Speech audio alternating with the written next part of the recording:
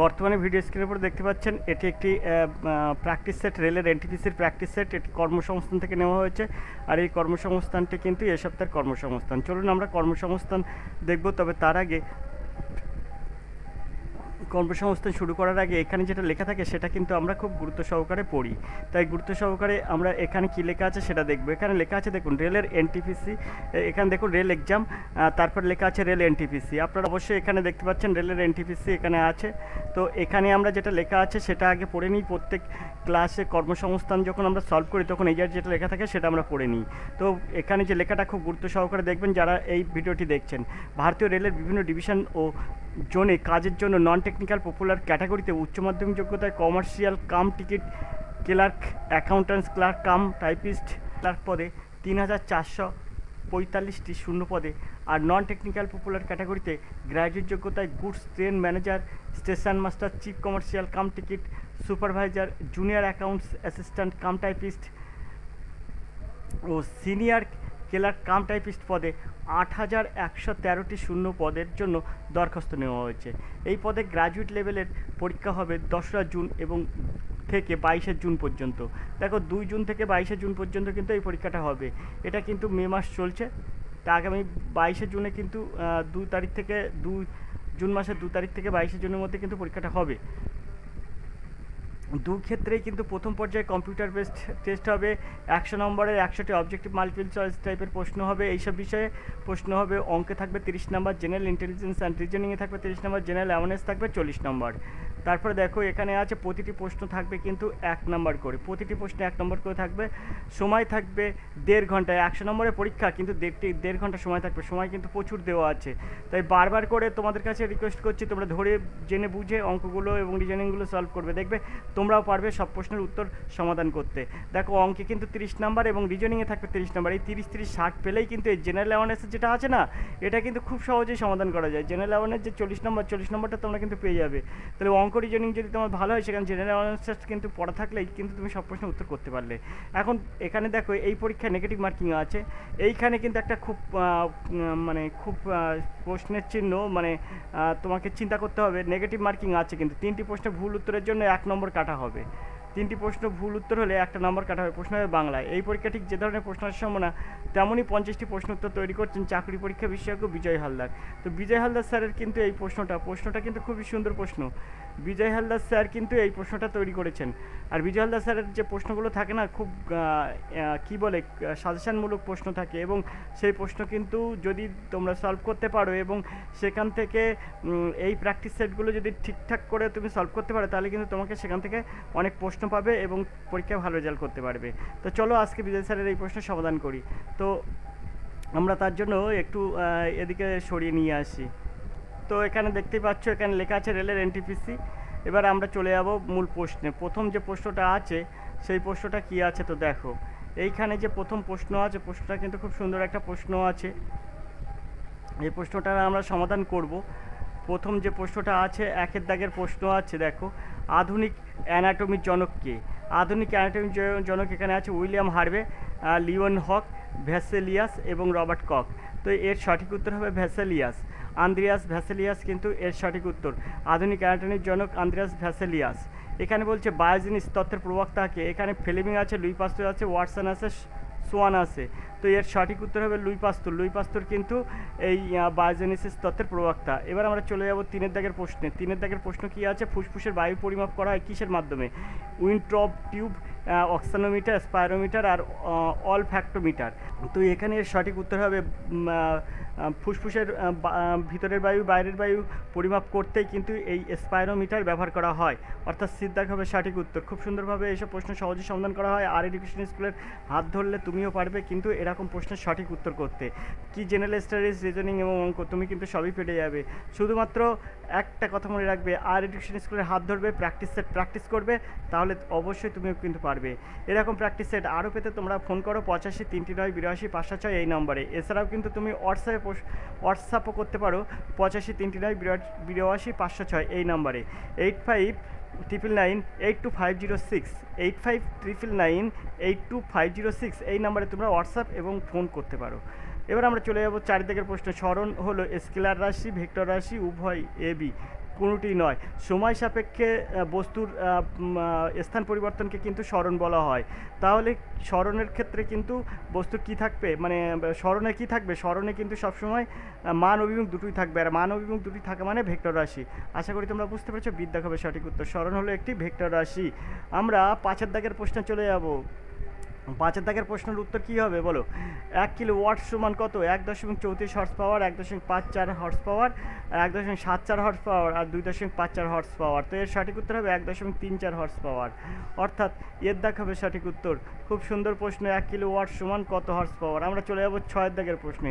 6 দাগের যে প্রশ্নটা আছে দেখো, একটি হালকা ও একটি ভারী বস্তুর ভরবেগ সমান, এই দুটি বস্তুর মধ্যে কোনটির গতিশক্তি বেশি? হালকা বস্তু, ভারী বস্তু, হালকা ভারী উভয়, কোনটি নয়। তো এটার সঠিক উত্তর হবে কিন্তু হালকা বস্তুর গতিশক্তি বেশি হবে।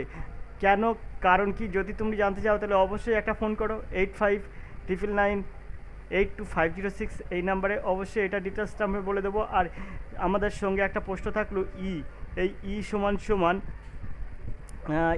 সমান এম সি স্কোয়ার, এই সমান সমান এম সি স্কোয়ার, এটা হচ্ছে কার সূত্র? আশা করি তোমরা বলতে পারবে।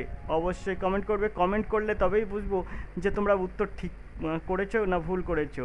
আর একটা কথা মনে রাখবে সবসময়, যদি তুমি কমেন্টের উত্তর না করো তাহলে কিন্তু তুমি যে ক্লাসটা দেখছো তুমি কিন্তু তেমনভাবে কি বলে, তুমি তেমন কিন্তু জেনারেল স্টাডিজে ঠিক মানে যে তুমি যে জেনারেল স্টাডিজ অনেকটা করে উঠেছো এটা কিন্তু তুমি প্রমাণ করতে পারবে না যদি তুমি ওই আমাদের কমেন্টসের উত্তর না দাও। কারণ তোমার ভুলটাই আমরা ধরে দেবো আর তোমার ঠিকটাই আমরা বলে দেবো।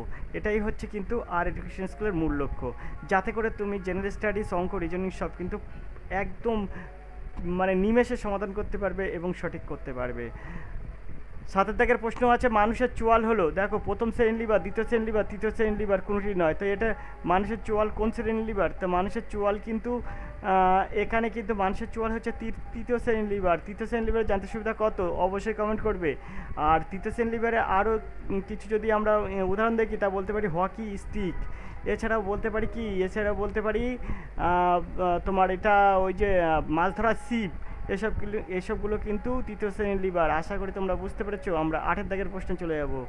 মানব দেহের সবথেকে ছোট কোষের নাম কি? লোহিত রক্তকণিকা, শ্বেত রক্তকণিকা, অনুচক্রিকা, মাইকোপ্লাজমা, গ্লাসেটিকাম। তো এর সঠিক উত্তর হবে শ্বেত রক্তকণিকা। 9 দাগের প্রশ্ন আছে, নিচের কোন প্লাস্টিকের মধ্যে শেষ সঞ্চিত থাকে? এলায়োপ্লাস্ট, অ্যামাইলোপ্লাস্ট, লিউকোপ্লাস্ট আর অ্যালিউরন প্লাস্ট। তো অবশ্যই ক্লাস 9-10 বইতে পেয়ে গেছো তোমরা, ইতিমধ্যেই পড়ে ফেলেছো এটা। নিচের কোন প্লাস্টের মধ্যে শেষ সঞ্চিত থাকে? অ্যামাইলোপ্লাস্ট। অ্যামাইলোপ্লাস্টের মধ্যে শেষ সঞ্চিত থাকে। চলো আমরা 10 দাগের প্রশ্নে চলে যাই। ড্রোসোফিলা মাছের ক্রোমোজোমের সংখ্যা কত? এবার আমরা 10 দাগের প্রশ্ন দেখব, ড্রোসোফিলা মাছের ক্রোমোজোমের সংখ্যা কত। দেখো এখানে কিন্তু প্রশ্নটা ভুল করেছে। অ্যাকচুয়াল উত্তর দেখে তোমাকে বুঝতে হবে যে প্রশ্নটা কীভাবে উত্তর দিতে হবে। দেখো এই সব জিনিসগুলো অনেক জানা বোঝার আছে। এই বিজ্ঞান যদি তুমি না জানো, আর এডুকেশন স্কুলে যদি হাত না ধরো তাহলে এসবগুলো তোমরা বুঝতে পারবে না। সবসময় একটা জিনিস মনে রাখবে, আর এডুকেশনে হাত ধরলে কিন্তু তুমি সেই মূল লক্ষ্যে পৌঁছে যেতে পারবে। কিন্তু তোমার মূল লক্ষ্যে পৌঁছানোর আগে তুমি যদি মনে করো যে আমি পৌঁছে যাব, তাহলে কিন্তু হবে না। সেলফ স্টাডি করবে তো অনেকেই বোকামি করবে। সেলফ স্টাডি তখনই সম্ভব হবে যখন তুমি ঠিকঠাক করে করবে। কারণ তোমার ভুল হচ্ছে কি সঠিক হচ্ছে তুমি কি করে বুঝবে? তাই সেলফ স্টাডির সাথে সাথে তোমাকে অবশ্যই আর এডুকেশন স্কুলের মতন এডুকেশন এদের হাত ধরতে হবে, নইলে কিন্তু তোমার অসুবিধা, তুমি সামনে প্রবলেমে পড়বে। তুমি নিজেই বুঝতে পারছো না, বয়স চলে যাবে, চাকরি কিন্তু অধরায় থেকে যাবে যতই তুমি ট্যালেন্ট হও না কেন। এখন এখানে প্রশ্ন বলেছে ড্রসোফিলা মাছের ক্রোমোজোমের সংখ্যা কত? এই জায়গাটায় কিছু আলোচনা আছে, জাস্ট সেটা তোমরা ভালো করে প্রথমে শুনবে। ক্রোমোজোম, এই ক্রোমোজোমটা কি? ক্রোমোজোম হচ্ছে বংশগতির ধারক এবং বাহক। ক্রোমোজোম বংশগতির ধারক ও বাহক, যেখানে ডিএনএ উপস্থিত থাকে। এখানে বলছে ড্রসোফিলা মাছের ক্রোমোজোমের সংখ্যা কত? ক্রোমোজোম একটা থাকে দেহকোষে ক্রোমোজোমের সংখ্যা হয়, আর একটা প্রজনন কোষে ক্রোমোজোমের সংখ্যা হয়। দেহকোষে ক্রোমোজোমের সংখ্যা কি হয়? দেহকোষে ক্রোমোজোমের সংখ্যা হয় কিন্তু ডিপ্লয়েড, আর প্রজনন কোষে ক্রোমোজোমের সংখ্যা হয় হ্যাপ্লয়েড। ডিপ্লয়েড কথার অর্থ কি? ডিপ্লয়েড কথার অর্থ হচ্ছে জোড় সংখ্যা, অর্থাৎ ক্রোমোজোম যেখানে মানে ডিপ্লয়েড থাকবে অর্থাৎ জোড় সংখ্যা থাকবে, সেটা কিন্তু সেটা কিন্তু দেহকোষে ক্রোমোজোমের সংখ্যা। এর উল্টোটা প্রজনন কোষে ক্রোমোজোম সংখ্যা হ্যাপ্লয়েড, এখানে থাকবে বিজোড় ক্রোমোজোম সংখ্যা। এখন এখানে যদি আমরা বলি, এখানে আমার প্রশ্ন বলেছে ড্রোসোফিলা মাসির ক্রোমোজোমের সংখ্যা কত, তো দেহকোষে এটা আমাকে এটা আমার মনে করতে হবে দেহকোষে, না হলে কিন্তু এখানে 6টি 8টি 10টি 12টি আছে, তো জোড় সংখ্যায় আছে, তাই তোমাকে মনে করতে হবে যে দেহকোষে ক্রোমোজোমের সংখ্যা কত। তাই দেহকোষে ক্রোমোজোমের সংখ্যা ড্রোসোফিলা মাসির ক্ষেত্রে দেহকোষে ক্রোমোজোমের সংখ্যা হয় 4 জোড়া, 4 জোড়া মানে 8টি। এই যে বিদ্যাখবের সঠিক উত্তর। আশা করি তোমরা বুঝতে পেরেছো। এই প্রশ্নটা কিন্তু এতটা মন দিয়ে শুনতে হবে, নইলে কিন্তু তুমি জানতে পারবে না। আমরা চলে যাবো 11 দাগের প্রশ্নে। 11 দাগের প্রশ্ন হচ্ছে মাকড়সার শ্বাসযন্ত্র হলো ফুলকা, বহিফুলকা, বুকলাং, ফুসফুস। তো এখানে মাকড়সার শ্বাসযন্ত্র হচ্ছে বুকলাং। আশা করি তোমরা বুঝতে পেরেছো, বুকলাং হবে এর সঠিক উত্তর। আমরা 12 দাগের প্রশ্নে চলে যাবো। শক্তির এসআই একক কি? শক্তির এসআই একক হচ্ছে joule, watt, metre, second, newton. অবশ্যই 12 দাগের প্রশ্নের কমেন্ট করবে এর সঠিক উত্তর কী হবে। আর এডুকেশন স্কুল তোমার কাছ থেকে শুনতে চাই যে শক্তির এসআই একক কী, প্রিপারেশনটা কেমন নিচ্ছ সেটাও কিন্তু জানতে চাই এই প্রশ্নটার মাধ্যমে। 1 মাইল সমান কত? 1.2 কিলোমিটার, 1.5 কিলোমিটার, 1.6 কিলোমিটার, 1.8 কিলোমিটার। তো এর সঠিক উত্তর হবে 1.6 কিলোমিটার। 1.6542 কিলোমিটার কিন্তু এর সঠিক উত্তর, তাই 1.6 কিলোমিটার এখানে এর সঠিক উত্তর। 1 মাইল সমান 1.6 কিলোমিটার। আমরা চলে যাব 14 দাগের প্রশ্নে। আর এডুকেশন স্কুল সবসময় যে প্র্যাকটিস সেটগুলো করায় সেটা কিন্তু খুবই গুরুত্বপূর্ণ প্রশ্নগুলো করায়, আর প্রশ্নর প্র্যাকটিস সেটগুলো যত তুমি ভালোভাবে কভার করবে ততই কিন্তু তোমার যে পরীক্ষা তুমি বসতে চলেছো সেই পরীক্ষায় তোমার সেই পরীক্ষায় তুমি কিন্তু সাফল্য লাভের এক ধাপে গিয়ে যাবে।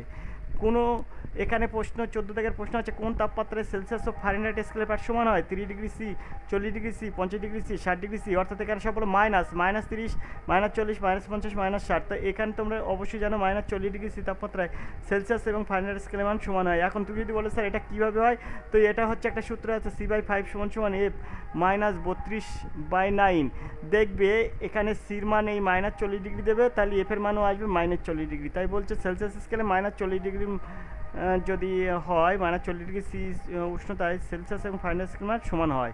15 দাগের প্রশ্ন আছে কি আছে, নিচের কোন পদার্থের আপেক্ষিক তাপ সব থেকে বেশি? লোহা, তামা, বরফ, জল। তো এখানে সঠিক উত্তর হবে বরফের আপেক্ষিক তাপ সবচেয়ে বেশি।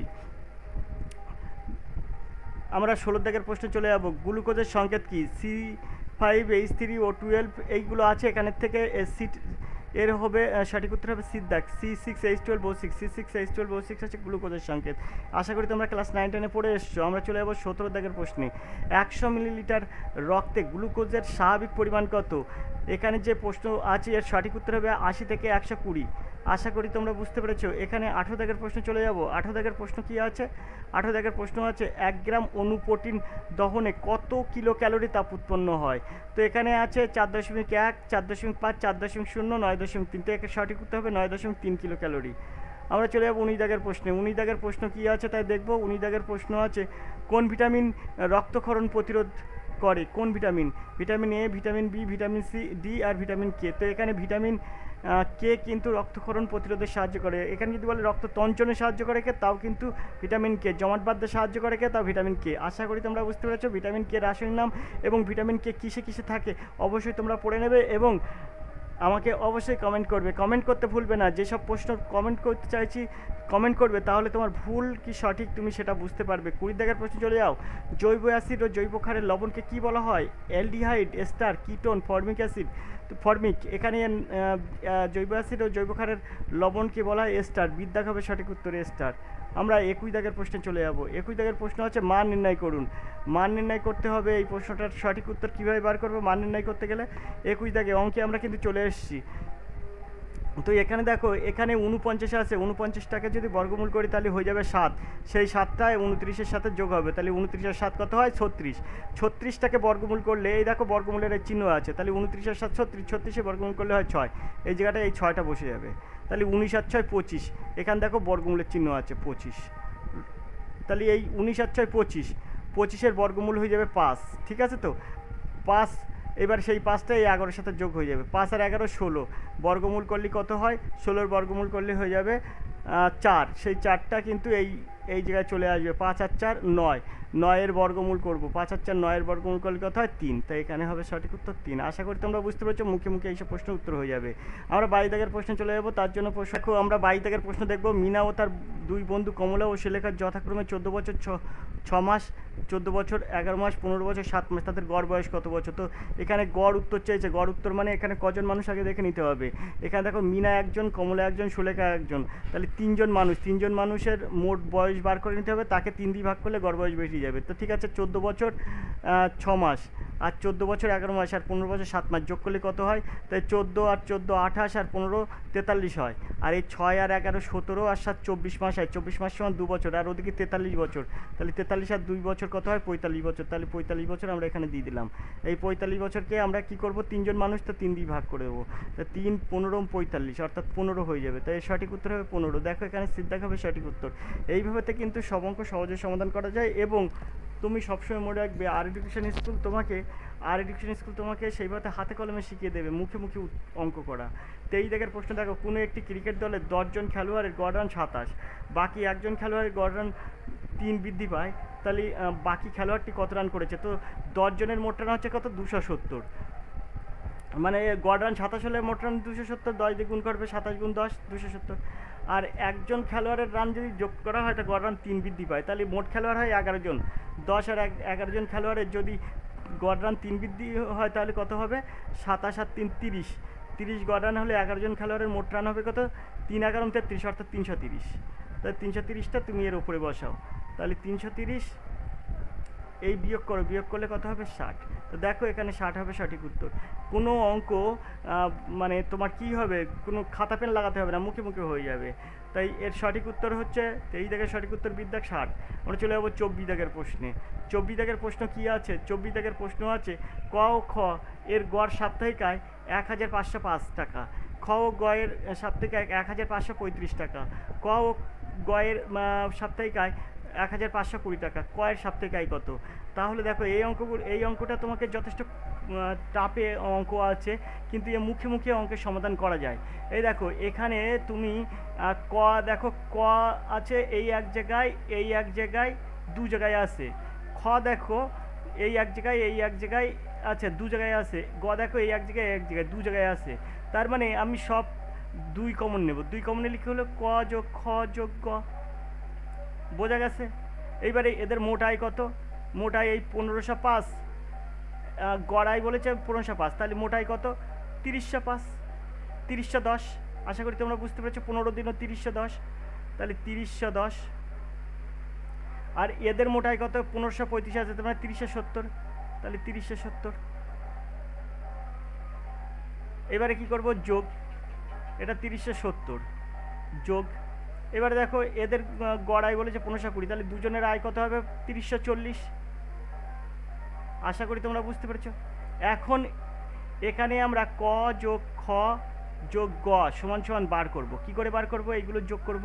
30 30 মানে 40 আর 70 কত হয়? 110, 110 120, তাহলে 120। আর এখানে আছে কত? 3 3 9, তাহলে 9120 হচ্ছে। এই ক যোগ খ যোগ গ এই দুইটার নিচে চলে আসে, এই দুইটার নিচে চলে আসলো। এবার দুইটার নিচে চলে আসলে কি হবে? 45 দিনও 90, 45 60, তাহলে ক যোগ খ যোগ গ কত হচ্ছে? 45 60। আশা করি তোমরা এখানে এই পর্যন্ত বুঝতে পেরেছো। ক যোগ খ যোগ গ এর মোট আয় হচ্ছে 4560, ক যোগ খ যোগ গ এর মোট আয় হচ্ছে 4560 টাকা। তোমরা বুঝতে পেরেছো। তাহলে এবারে এইখানে তোমার প্রশ্ন বলেছে ক এর সাপ্তাহিক আয় কত? ক এর সাপ্তাহিক আয়, তাহলে ক এর সাপ্তাহিক আয় বার করতে গেলে তোমাকে কি করতে হবে? তোমাকে এইটা করতে হবে, ক যোগ খ যোগ গ, এইটা সমান সমান কত? 4560 দিলাম আমি, 4560। এইবারে কর যেহেতু সাপ্তাহিক আয় বার করতে বলেছে, ক নেই যেটা সেটা আমি বার করব। দেখো খ যোগ গ এর কিন্তু ক নেই, তাই আমরা এখানে দিব খ যোগ গ। এদের মোট আয় কত? এই 1535 টাকা গড় আয়, তার মোট আয় হচ্ছে 15 দিনে 3070 টাকা। তাহলে এই 3070 দিয়ে দেবো, দিয়ে কী করবো? দিয়ে এটা বিয়োগ করব। বিয়োগ করলে দেখো এই জায়গাটায় চিহ্ন পরিবর্তন হবে, চিহ্ন পরিবর্তন হলে এইটা এটা কেটে যাবে, আর এখানে কটা থেকে যাবে, ক সমান সমান কত, এখানে শূন্য করতে শূন্য, 7 আর কত হলে 16, 9 হলে 16, হাতে 1, 1 আর কত হলে 5, 4 হলে 5, 3 আর কত হলে 4, 1 হলে 4, দেখো 1490। আশা করি তোমরা বুঝতে পারছো, এর দেখা হবে সঠিক উত্তর। খুব সহজে এসব অঙ্ক সহজে সমাধান হয়, মুখে মুখেও করা যায়, কোনো অসুবিধা হয় না, কিন্তু তোমাদেরকে একটু দেখিয়ে দিলাম। আমরা 25 দাগের প্রশ্নে চলে যাব। 25 দাগের প্রশ্ন কী আছে দেখো, এখানে বলছে এই যে 1000 টাকার 125% সমান কত, এটা তোমরা পারবে। এই একে 125/100 দিয়ে আমাকে ভাগ করতে হবে, ভাগ করলে সম্ভবত 1250 আসবে, বিদ্যাগ হবে সঠিক উত্তর। এই এমনি আসবে, এটা তোমরা দেখতেই পাচ্ছ 1250। হ্যাঁ, ওই 125 হাজারের 125% মানে 1250, ওটা এমনি হাজার আছে বলে বুঝতে পারবে। 26 দাগের প্রশ্ন কি আছে, 26 দাগের প্রশ্ন আছে দেখো, একটি গ্রামের জনসংখ্যা 12% বিদ্যালয়ের ছাত্রছাত্রী। যদি ওই গ্রামের মোট জনসংখ্যা 1225 জন হয়, তবে তার মধ্যে কতজন বিদ্যালয়ে পড়াশুনো করে, ছাত্রছাত্রী যেগুলো থাকবে সেইগুলো পড়াশুনো করবে। তাহলে মোট লোক সংখ্যা আছে 1225 জন, তার থেকে 12% মানে কি, 12% কথার অর্থ হচ্ছে 12/100। তাহলে এটার আমি 12/100 দিয়ে গুণ করে দেবো, গুণ করলে আমরা এখান থেকে সহজেই সমাধান করতে পারবো। এখানে আমরা একটা কাজ করতে পারি, 3 4 12 করতে পারি, আর 4 25 100 করতে পারি। আর 25কে এইটা দিয়ে যদি আমি কাটি, তাহলে আমরা এখানে পাবো, এখানে এটা দিয়ে কাটলে হয়ে যাবে 49। এবার 49 আর 3 যদি গুণ করি, তাহলে হয়ে যাবে 3 9 27, 7 হাতে 2, 3 4 12 2 14, 147। তো চলো ওই পেজে আমাদের উত্তর দেওয়া আছে, দেখি উত্তরে 147 আছে কিনা। তো এখানে দেখো সিদ্ধাক হবে সঠিক উত্তর, এখানে 147 আছে সিদ্ধাক, তো এই সিদ্ধাক হবে সঠিক উত্তর। আশা করি তোমরা বুঝতে পেরেছো। আমরা চলে যাবো 27 দাগের প্রশ্নে। 27 দাগের প্রশ্নটা তোমাদের জন্য থাকলো, এই 27 দাগের প্রশ্নটা কমেন্ট করবে, কত উত্তর হয়েছে তোমরা অবশ্যই বলবে, কারণ 27 দাগের এই অঙ্কটা কিন্তু খুব সহজেই সমাধান করা যায়। এই প্রসেসটা কী হবে সেটা আমি তোমাদেরকে না দেখানোর জন্যই কিন্তু আমি তোমাদেরকে বললাম 30 সেকেন্ডের মধ্যে এটা কী করবে, কীভাবে সমাধান করবে, অবশ্যই কমেন্ট করবে। চলে যাবো আমরা পরের প্রশ্নে, 28 দাগের প্রশ্নে। 28 দাগের প্রশ্ন কী আছে তাই দেখবো। তো এখানে দেখো 28 দাগের যে প্রশ্নটা আছে, খুব সুন্দর একটা প্রশ্ন আছে। 28 দাগের যে প্রশ্নটা আমরা এখানে করব সেটা হচ্ছে দেখো, সমান মাপের 3টি গ্লাস শরবতে পূর্ণ আছে, ওই শরবতগুলোতে জল ও সিরাপের অনুপাত যথাক্রমে 5:1, 5:3, 5:7। গ্লাস 3টি শরবত যদি একটি বড় পাত্রে ঢালা যায়, তবে জল ও সিরাপের অনুপাত কী হবে। এক সাইডে লিখলাম জল আর এক সাইডে লিখলাম সিরাপ। আশা করি তোমরা বুঝতে পারছো। জল আছে কতটা, 5/6 হবে, আর এটাতে আছে 5/8, তারপরে এটাতে আছে 5/12 ইস টু। সিরাপ কতটা, এখানে সিরাপ আছে 1/6 যোগ 3/8 যোগ 7/12। তো এদের লসাগু হয়ে যাবে 48। তো এদের লসাগু যাবে 48, 48 দিলাম, 6 8 48, তাহলে 5 8 40 যোগ 6 8 48, তাহলে এটা হবে 30, 4 12 48, 4 5 20 ইস টু এখানে 48, 6 8 48, 8 1 8, 6 8 48, 3 6 18, 4 12 48, 6 8 48, 3 6 18 প্লাস 4 12 48, 4 7 28। তাহলে এখানে আমার দেখো এই 48 আর এই 48 কেটে যায়, এখানে 40 30 70 আর 20, এখানে হয়ে যায় 90 ইস টু। এই জায়গাটায় কত হবে, এটা যোগ করলে হয়ে যায় 54 আর এটা যোগ করলে হয় 90। তো এখানে আমরা যদি ক্যালকুলেশন করি, তাহলে আমরা পাবো 5 18 90, 5 পাবো, আর 3 18 54, অর্থাৎ 5:3। দেখো এখানে সঠিক উত্তর 5:3, সিদ্ধাক হবে সঠিক উত্তর। খুব সুন্দরভাবে এসব সহজেই সমাধান করা যায়। আমরা চলে যাবো পরের প্রশ্নে। পরের প্রশ্ন কী আছে দেখবো, 29 দাগের প্রশ্ন। 29 দাগের প্রশ্ন আছে দেখো, 6x² + 2 - 7x একে 3x - 2 দিয়ে ভাগ করলে ভাগফল কত হবে। দেখো এটা আমরা কি করে করছি, 3x - 2, এখানে 6x² দেব, তারপরে এই -7xটা দেব, তারপরে +2টা দিয়ে দেবো।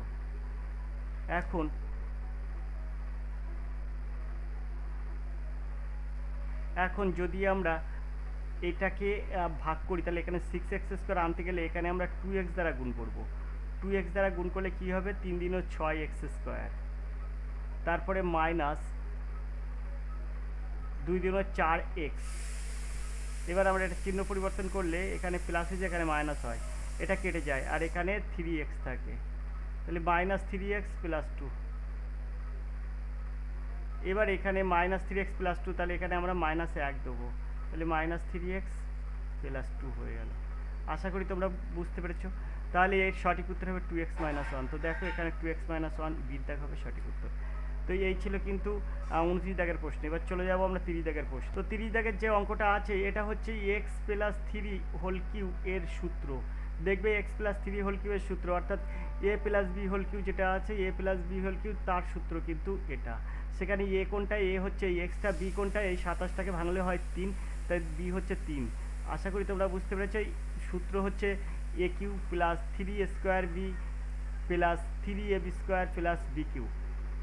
বি এখানে এই 27টাকে মানে কিউ করলে 3 হয়ে যাবে, সে 3 ঘন মূলে আনতে হবে 3, আর এক্স এর মানটা এক্স, এর মানটা এক্স। আশা করি তোমরা বুঝতে পেরেছো। এবার x + 3 হোল কিউ এর সূত্র এই জায়গা থেকে এই পর্যন্ত যেটা আছে সব x + 3 হোল কিউ এর সূত্র। সেখানে x কত, x এর মান -3 এখানে দেওয়া আছে, সেই -3টা x এর জায়গায় বসাবো। তাহলে এখানে -3 বসালাম, এখানে +3 বসালাম, তার মাথায় কিউ দিলাম। দেখো এই +3 -3 কেটে গেল, তাহলে এটা 0 হলো। তাই 0 হোল কিউ মানে কত, 0 হোল কিউ মানে 0। এর দেখো সঠিক উত্তর। আশা করি তোমরা বুঝতে পেরেছো। আমরা 31 দাগের প্রশ্নে চলে যাব। 31 দাগের যে প্রশ্নটা আছে, তো সেই প্রশ্নটা কি আছে দেখো। এইটা যেটা আছে এটাও একটা সূত্র। এই যে এই এর সূত্র করলে কি হয়, এর সূত্র করলে হয়ে যায় এই x³ মানে এটা যদি আমরা এবার সূত্র করি তাহলে এর সূত্র হয়ে যাবে তখন এটা। তাই a + b হোল কিউ এর সূত্র, সেখানে সূত্র আছে, এটা মান নির্ণয় করার সূত্র। এখানে সূত্র হয়ে যাবে a + b whole cube - 3ab × a + b, এই হচ্ছে সূত্র। তো a + b এর হোল কিউ তার মানে কি x + 1/x এর এই হোল কিউ -3 × x × 1/x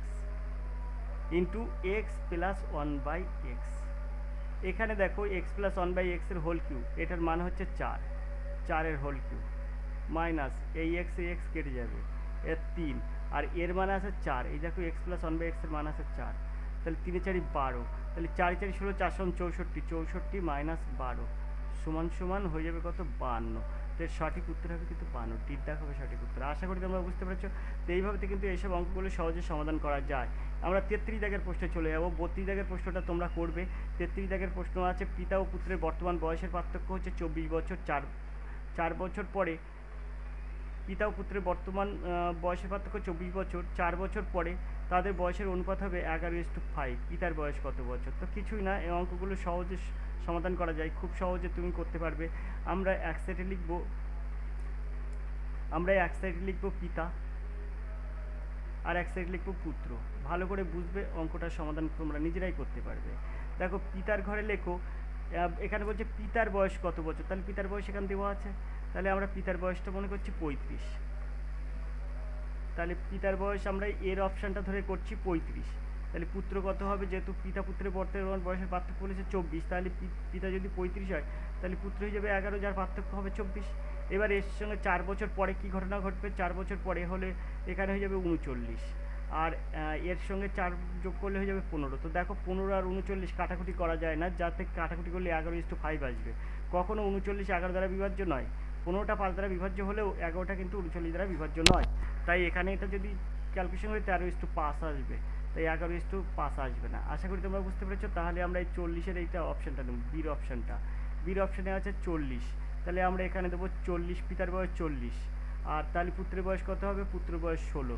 16 আর 40-এর পার্থক্য দেখো 24 বছর। আশা করি তোমরা বুঝতে পেরেছো।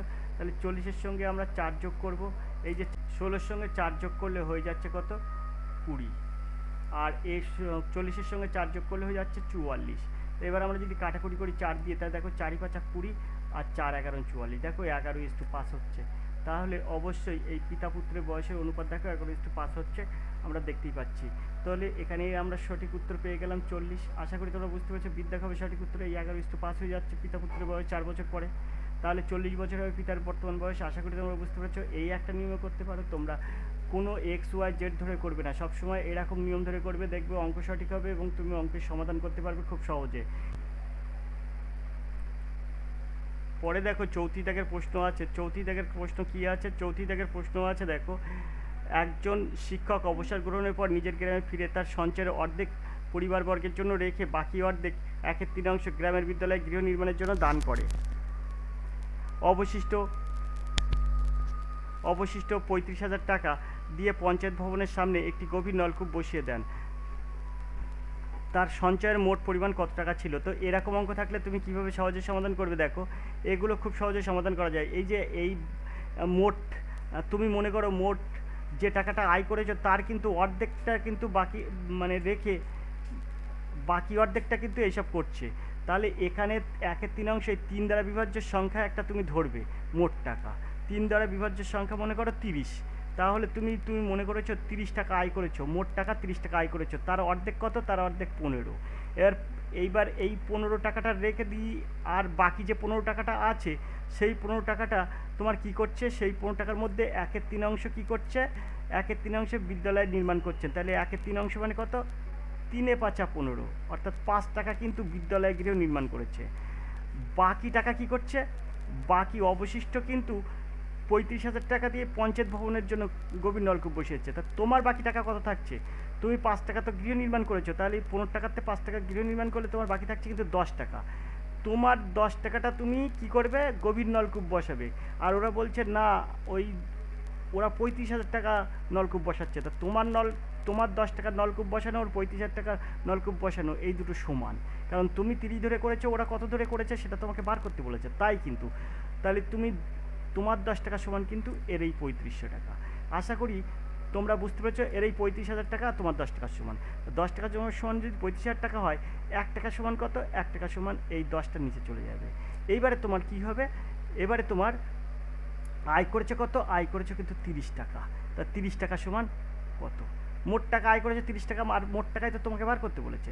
তাহলে 30 আমি এখানে গুণ করে দিলাম। দেখো এই শূন্য গুণ করবো, 3 × 35 = 1050। দেখো এখানে এই দেখো 1,50,000 টাকা, 1,05,000 টাকা। 3 আর 35 তুমি যদি গুণ করো তাহলে 1,05,000 টাকা। দেখো এখানে তুমি কিন্তু দিকদাক পেয়ে যাচ্ছ উত্তর। তো এই অঙ্ক একদম চোখের নিমেষে সমাধান করা যায়, খুব সহজে সমাধান করা যায় এইসব অঙ্ক। আর এডুকেশন স্কুলের কাছে তুমি যদি পড়ো একবার, তাহলে তুমি নিজেই বুঝতে পারবে যে কী ধরনের কীভাবে অঙ্ক শেখা যায়, কিভাবে অঙ্ক সহজে সমাধান করা যায়। তো চলো আজকে আমরা চৌত্রিশ দাগ পর্যন্ত অঙ্ক করলাম। 35 দাগের অঙ্কটা তোমরা নিজেরাই করবে। আমরা 36 দাগ থেকে কিন্তু রিজনিংটা শুরু করব।